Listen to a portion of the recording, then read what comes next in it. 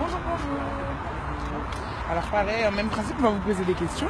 Parce que du coup, donc vous n'êtes pas d'origine africaine, mais vous avez trouvé important de venir soutenir. Donc qu'est-ce qui vous parle dans ce combat contre le néocolonialisme? Nous, vu qu'on est français entre guillemets de souche, les derniers spécimens qu'on a trouvés. Et du coup, en fait, on se rend compte que tout ce qu'on consomme, les énergies comme le pétrole, l'électricité avec les centrales nucléaires, en fait, moi en tant que Français, tu peux faire le constat que toutes ces énergies-là, elles viennent pas de chez toi. Parce que tu peux faire le tour de la France, t'as pas d'énergie réellement, t'as pas de ressources. Donc elles viennent d'où ces ressources? Donc tu sais qu'après elles viennent d'Afrique. Et après, pourquoi on arrive à avoir ces ressources et pourquoi on arrive à être prospère, c'est parce qu'on les achète soit à bas coût, soit on les a gratuitement, entre guillemets quoi. À cause des coups d'État et des choses qu'on fait en Afrique pour créer un désordre quoi. Donc à partir de là, moi je peux pas être d'accord de consommer toute cette ressource-là, alors qu'elle nous appartient pas, et qu'en plus elle favorise à contribuer à une sorte de sous-développement en Afrique en fait. Parce que moi je lis encore des articles sur le franc CFA qui disaient que c'est une monnaie qui favorisait pas la possibilité d'investissement sur des projets africains ou des choses comme ça.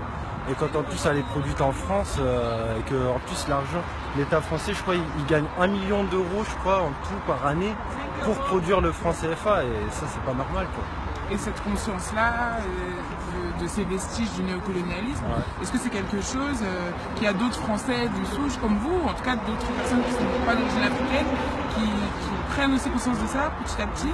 Vous en connaissez d'autres? Je suis avec ma femme déjà. Voilà, et puis bon, sinon franchement je vais dire la vérité, j'en croise pas beaucoup. Moi le quotidien que je vis en tant que Français rebelle entre guillemets, c'est que tu te sens seul hein.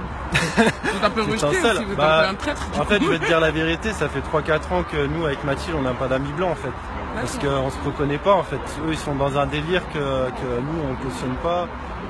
Eux ils ont pas envie d'avoir cette conscience là en fait. Pour eux c'est le quotidien, le travail, la fête ou quoi. En fait je sais pas, il y a pas. En fait, dès que tu discutes ça avec un blanc, en gros, il va te dire ouais, mais c'est le passé, c'est genre. Alors qu'en fait, tu vois en Mauritanie, tu vois en Libye, tu vois en Inde, il y a encore des esclaves africains en fait. Pour de vrai. Enfin, c'est clairement de l'esclavagisme encore. Et donc, en fait, tu te dis ouais, ces gens-là, ils ont pas envie de s'intéresser réellement à la réalité. Ils savent pas d'où viennent leurs ressources et c'est dommage en fait. Donc pour moi, ça c'est obligé que ça finisse. Parce que démographiquement parlant, l'Europe elle est en déclin. Démographiquement parlant, l'Afrique elle est en progression. Donc à un moment donné, en fait, il va y avoir un rapport de force qui va faire que moi-même, j'envisage par exemple d'être travailleur étranger en Afrique parfois pour avoir du boulot. Parce qu'en fait, moi je sais qu'un jour ici, il n'y aura plus de boulot. Ici, il n'y aura plus de boulot. Ici, on a déjà tout construit. Et tout ce qu'on construit, c'est avec des choses qui viennent d'ailleurs en termes de ressources. Moi, je suis du bâtiment en fait, c'est pour ça que je dis ça. Et du coup, je sais que tout le béton qu'on construit, qu'on fait, c'est grâce aux ressources africaines qu'on l'a en fait. Donc voilà, je sais qu'un jour, c'est soit on reconvertit notre économie au renouvelable, ce qui pour moi est le meilleur challenge à faire, soit on se casse la gueule économiquement et la France ça devient un pays de seconde zone en fait. Vous avez déjà pris votre dossier pour faire la demande de visa pour être travailleur? En tout cas non, mais c'est dans l'idée, je me dis c'est là-bas que ça va se passer l'avenir en fait. Donc moi je sais que je vivrai jamais en Afrique parce que c'est par conviction.